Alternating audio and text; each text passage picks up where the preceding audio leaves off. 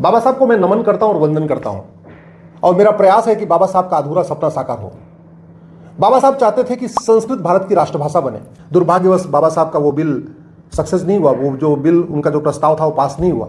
बाबा साहब चाहते थे भारत में मजहब के आधार पर नियम कानून न हो, मजहब के आधार पर आयोग मंत्रालय न हो, मजहब के आधार पर बोर्ड ट्रिब्यूनल न हो, मजहब के आधार पर कोई लोन वजीफा न दिया जाए। बाबा साहब तो भारत में यूनिफॉर्म सिविल कोड चाहते थे, संविधान का आर्टिकल 44 यही कहता है। बाबा साहब नशे के खिलाफ थे और संविधान का आर्टिकल 47 कहता है भारत में नशाबंदी की जाएगी, शराबबंदी की जाएगी। और अभी भी आप जो देसी शराब के ठेके हैं वहाँ जाके देखिए, वहाँ किसकी भीड़ होती है?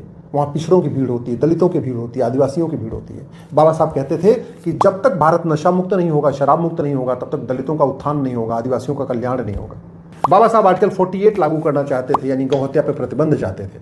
बाबा साहब ने जो संविधान में व्यवस्था दिया आर्टिकल 49 में कि जो हमारे मठ मंदिर थे, जो हमारे धार्मिक स्थान थे, जो आक्रांताओं ने तोड़ दिया था, उनको रिस्टोर किया जाएगा।